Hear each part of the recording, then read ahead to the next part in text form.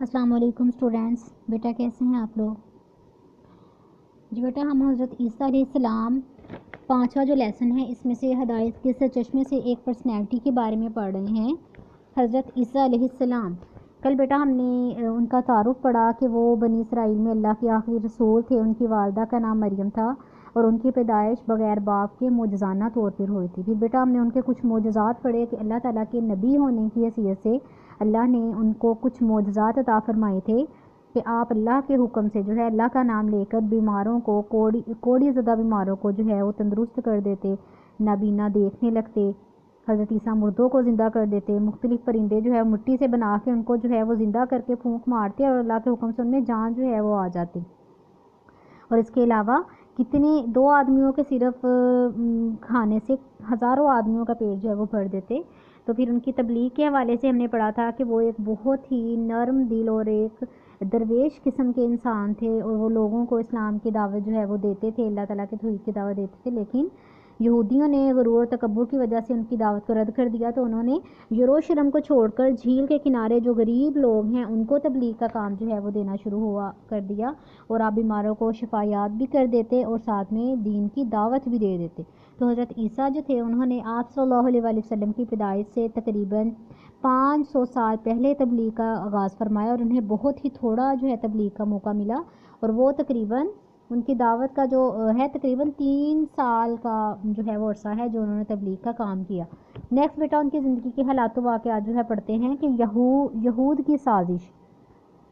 کہ حضرت عیسیٰ علیہ السلام اللہ کی تبلیغ کی، اللہ تعالیٰ کی توحید کی دعوت دے رہے تھے، اس کی تبلیغ کر رہے تھے، تو یہود اس بات کو، جو یہودی ہیں اس بات کو پسند نہیں کر رہے تھے۔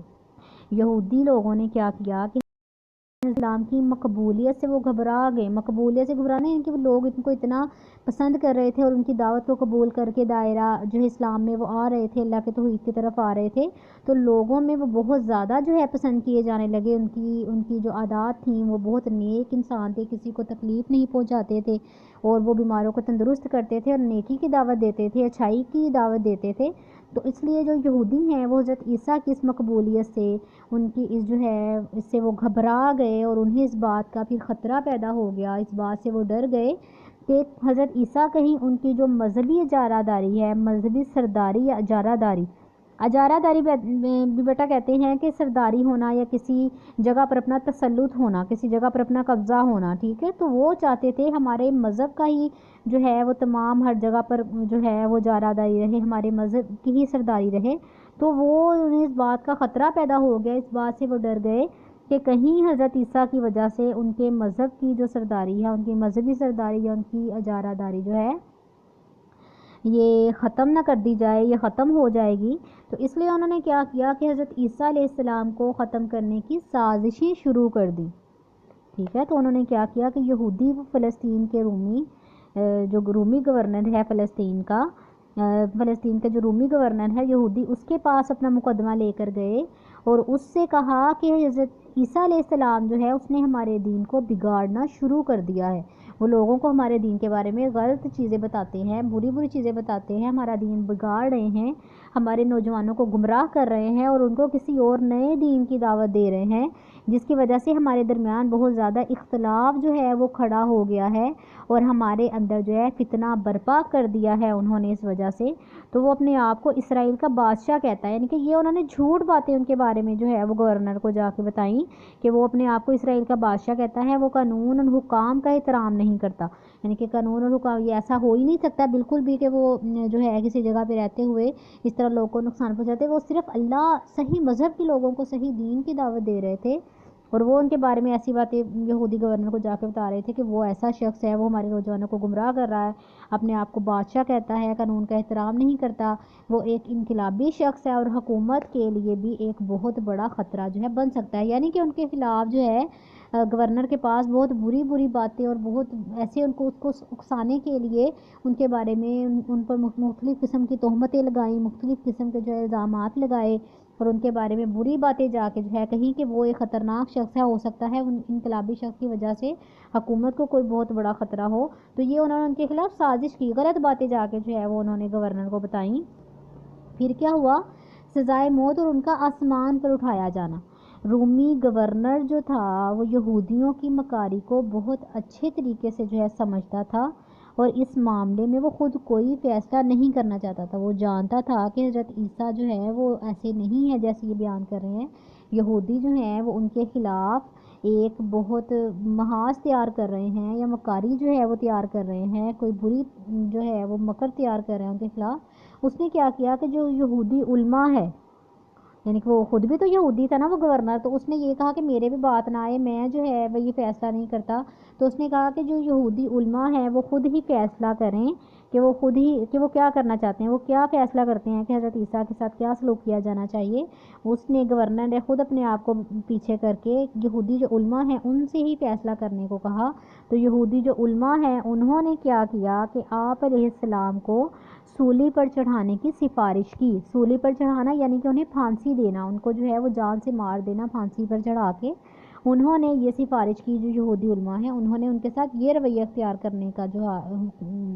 اپیل کی۔ تو گورنر جو ہے وہ چاہتا نہیں تھا ایسا ہو، لیکن اس نے بے دلی سے کہ اب سارے جو یہودی اور ان کے علماء سب ایک اکٹھے ہو گئے تھے اور ان پر دباؤ ڈال رہے تھے گورنر پر، تو وہ نہ چاہتے ہوئے بے دلی سے اس بات کو جو ہے وہ نہیں یہ چاہتا تھا کہ ایسا ہو، پھر بھی اس نے بے دلی سے یہ حکم جو ہے وہ صادر کر دیا۔ صادر کرنا جاری کرنا، کہ یہ حکم دے دینا کہ ان کو پھانسی جو ہے وہ دے دی جائے۔ گورنر نے بے دلی سے یہ حکم جو ہے وہ دے دیا۔ یہودی بہت خوش ہو گئے، انہوں نے حضرت عیسیٰ علیہ السلام کے ساتھ بہت زیادہ بدتمیزیاں کی، انہیں بہت اذیتیں دی، تکلیفیں دیں، اور حضرت عیسیٰ علیہ السلام کے گرد آپ کے جو پیروکار تھے اور دشمن یہودیوں کا ہجوم تھا۔ حضرت عیسیٰ علیہ السلام اس وقت وہاں پہ کھڑے تھے، تو اس وقت میں آپ کے گرد آپ کے اپنے ماننے والے پیروکار ہوتے ہیں، ماننے والے جو حضرت عیسیٰ کو مانتے تھے، ان کے جو ہے وہ دین کے مطابق چلتے تھے، حضرت عیسیٰ کے پیروکار، اور جو دشمن یہودی تھے یہ تمام لوگ جو تھے حضرت عیسیٰ کے ارد گرد اکٹھے ہو کے سب کھڑے تھے۔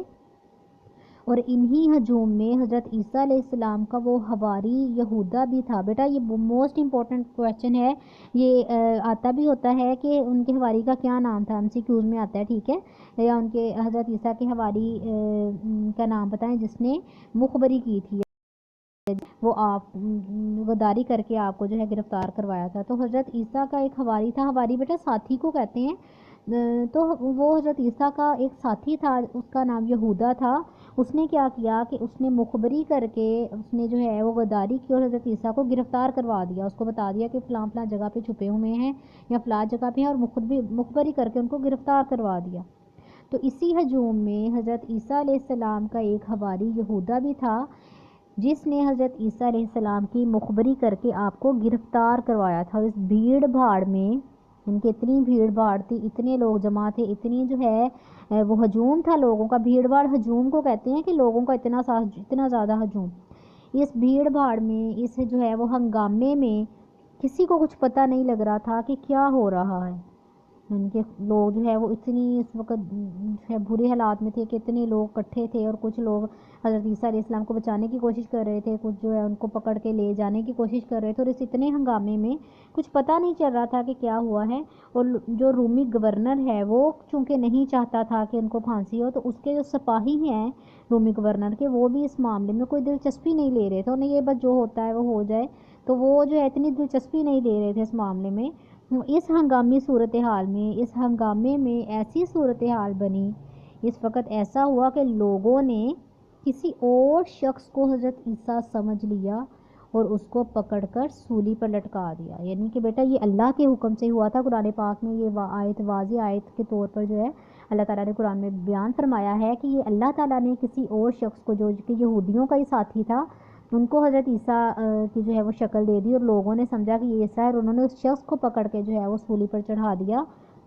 لیکن حضرت عیسیٰ علیہ السلام جو تھے وہ بالکل صحیح رہے، محفوظ رہے، اور اللہ نے اپنے حکم سے اتنی بھیڑ بھاڑ میں سے، اتنے لوگوں میں سے حضرت عیسیٰ کو بالکل صحیح سلامت آسمانوں پر ویسے ہی اٹھا لیا، اور وہ زندہ ہیں، اور اس بات کی دلیل قرآن پاک خود دیتا ہے کہ ان کو جو ہے وہ موت نہیں آئی، وہ زندہ ہیں، اور اللہ تعالیٰ کے پاس آسمانوں پر کہیں موجود ہیں، اور وہ قیامت کے نزدیک دوبارہ سے اللہ کے حکم سے اس دنیا میں آئیں گے، اور دوبارہ سے لوگوں کو جو ہے وہ دین کی تبلیغ دیں گے۔ لیکن بیٹا جب وہ دوبارہ آئیں گے تو وہ اس وقت ایک نبی کی حیثیت سے نہیں آئیں گے۔ ایک نبی جو ہے وہ تو آپ صلی اللہ علیہ وآلہ وسلم اس دنیا میں آ گئے ہیں، ان کے بعد کوئی نبی نہیں آئے گا۔ آپ آخری نبی ہیں، تو جب حضرت عیسیٰ علیہ السلام دوبارہ اس دنیا میں آئیں گے تو وہ حضرت محمد صلی اللہ علیہ وسلم کے امتی کی ہی حیثیت سے آئیں گے، یعنی کہ وہ نبی کی حیثیت سے نہیں آئیں گے، وہ آپ صلی اللہ علیہ وسلم کے امتی کی حیثیت سے ہی آ کے لوگوں کو جو ہے وہ دین کی دعوت دیں گے اور لوگوں کو جو ہے اسلام کی طرف بلائیں گے، اللہ کے حکم کی تبلیغ کریں گے۔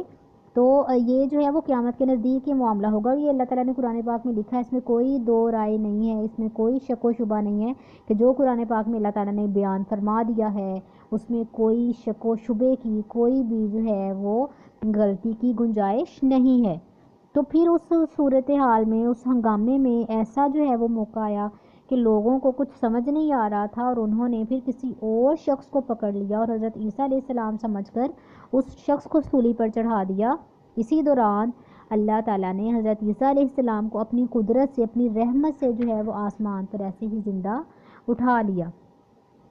تو بیٹا اس کا لاسٹ پیراگراف دیکھیں کہ نبی آخر الزماں کی بشارت، نبی آخر الزماں کہ نبی اکرم صلی اللہ علیہ وسلم کے آخری ہونے کی، ہر تمام جو ہے وہ دنیا میں ان کے بعد کوئی نبی نہیں آئے گا، تو اس کی بشارت دی، اس کی خوشخبری جو ہے وہ حضرت عیسیٰ علیہ السلام دیتے تھے۔ حضرت عیسیٰ علیہ السلام جو تھے وہ بنی اسرائیل کی طرف آخری نبی تھے، ٹھیک ہے، بنی اسرائیل صرف ایک قوم کی طرف جو ہے وہ آخری نبی تھے، لیکن حضرت محمد صلی اللہ علیہ وسلم پوری دنیا کے لیے آخری نبی ہیں۔ قیامت تک آنے والے جتنے لوگ ہیں ان کو آپ صلی اللہ علیہ وسلم کو ہی آخری نبی ماننا ہے، آپ کے بعد کوئی نبی نہیں آئے گا اور نہ ہی کوئی اور کتاب نازل ہوگی، قرآن پاک سے ہی لوگوں کو ہدایت حاصل کرنی ہے اور آپ صلی اللہ علیہ وسلم کو ہی اپنا آخری نبی جو ہے تسلیم کرنا ہے۔ تو حضرت عیسیٰ علیہ السلام جو تھے وہ بنی اسرائیل کے آخری نبی تھے، انہوں نے اپنے حواریوں میں، حواری ساتھی کو کہتے ہیں، ساتھیوں کو، ٹھیک ہے، تو حضرت عیسیٰ علیہ السلام نے اپنے حواریوں کو، اپنے ساتھیوں کو حضرت محمد صلی اللہ علیہ وسلم کی نبوت کا اعلان بڑے واضح الفاظ میں کیا تھا۔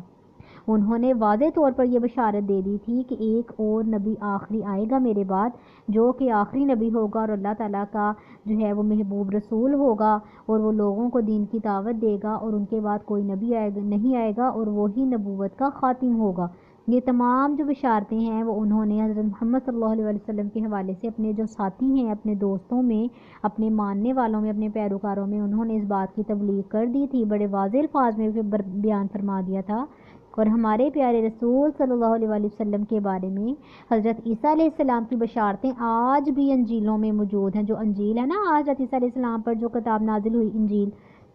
اس میں آج بھی اس کی بشارتیں جو ہیں موجود ہیں، بالخصوص جو انجیل یوحنا ہے، بیٹا یہ ایک نام ہے اس کا، جیسے ہماری کتاب کا قرآن کا نام ہے نا، ایسے ہی جو ایک پہلے نبیوں پر تورات نازل ہوئی، زبور نازل ہوئی، انجیل، تو یہ بیٹا انجیل جو تھی حضرت عیسیٰ علیہ السلام پر نازل ہوئی تھی، تو انہوں نے اس کتاب میں واضح طور پر جو ہے بشارتیں دی ہیں، بالخصوص جو ان کی انجیل یوحنا ہے، ٹھیک ہے، اس میں رسول اکرم صلی اللہ علیہ وسلم کے متعلق نہایت ہی واضح بشارتیں دی گئی ہیں، واضح جو ہے اس میں خوشخبریاں دی گئی ہیں، اور حضرت محمد صلی اللہ علیہ وسلم کو دنیا کا سردار، سرور عالم یعنی کہ دنیا کا سردار اور ہمیشہ تک ساتھ رہنے والا یعنی کہ آخری نبی اس میں جو ہے وہ کہا گیا ہے۔